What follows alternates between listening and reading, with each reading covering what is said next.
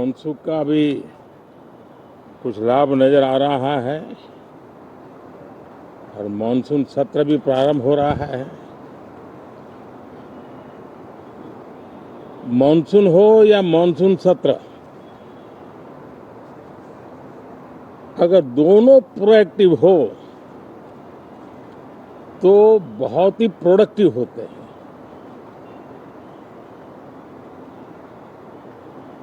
और दोनों को प्रोडक्टिव होते हैं तो देश का कल्याण होता है, जीव मात्र का कल्याण होता है। और इसलिए हम यही प्रार्थना करते हैं कि मॉनसून भी प्रोएक्टिव रहे, मॉनसून सत्र भी प्रोडक्टिव रहे। साथियों, पिछले एक महीने में देश ने अनेक सिद्धियां प्राप्त की है और देशवासी गर्व से भर जाएं, इस प्रकार की सिद्धियों का सिलसिला चला है।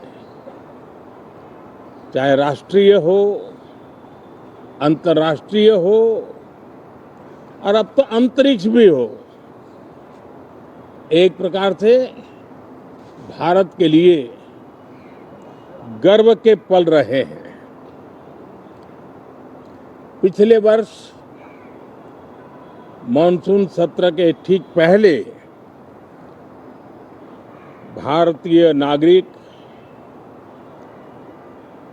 इंटरनेशनल स्पेस स्टेशन पर पहुंचा था और कल ही परसों भारत का एक युवा स्टार्टअप, उसने बहुत बड़ी सिद्धि प्राप्त की है। विश्व के कम ही देश हैं जहां इस प्रकार से प्राइवेट साहस हुए हैं और भारत के युवाओं ने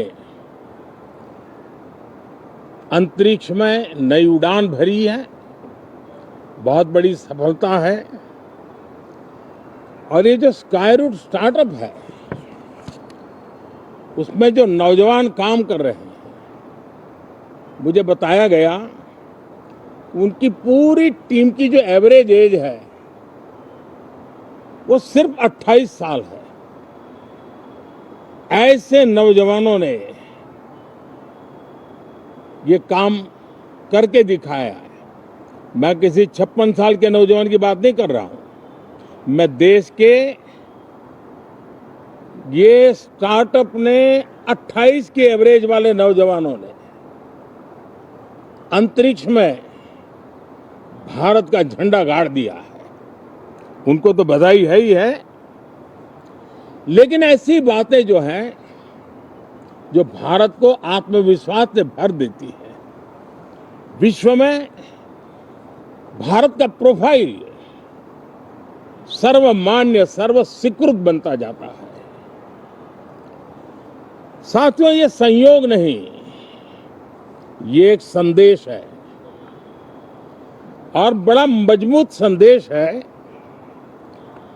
कि हमारे देश के युवाओं की क्षमता और उनकी आकांक्षा अंतरिक्ष जितनी असीम है, इससे बड़ा संदेश देश के लिए कोई और प्रेरणा नहीं दे सकता है।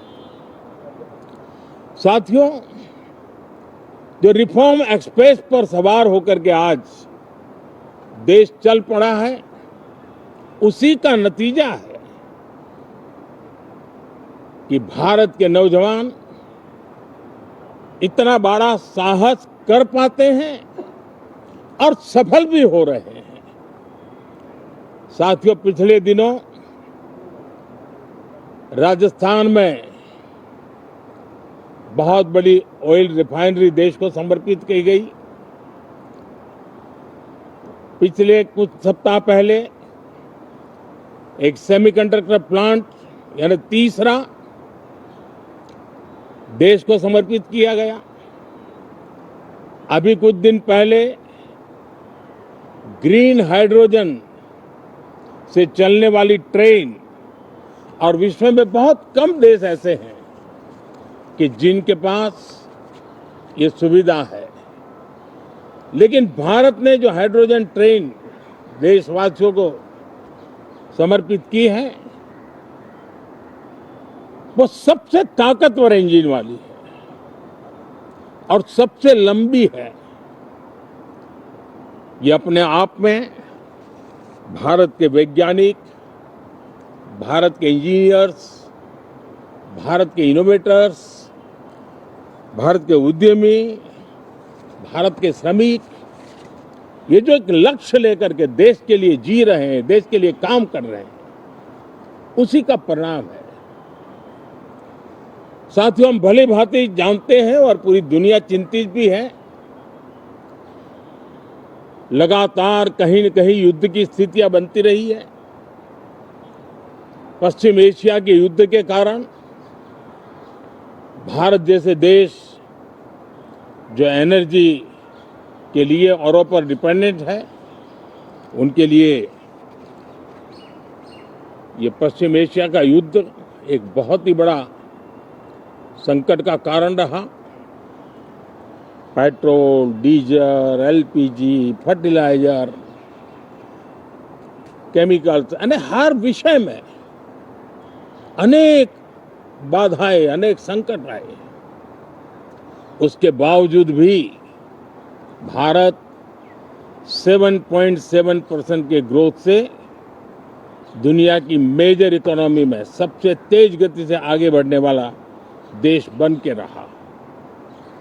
ये भारत के सामर्थ्य का परिचायक है।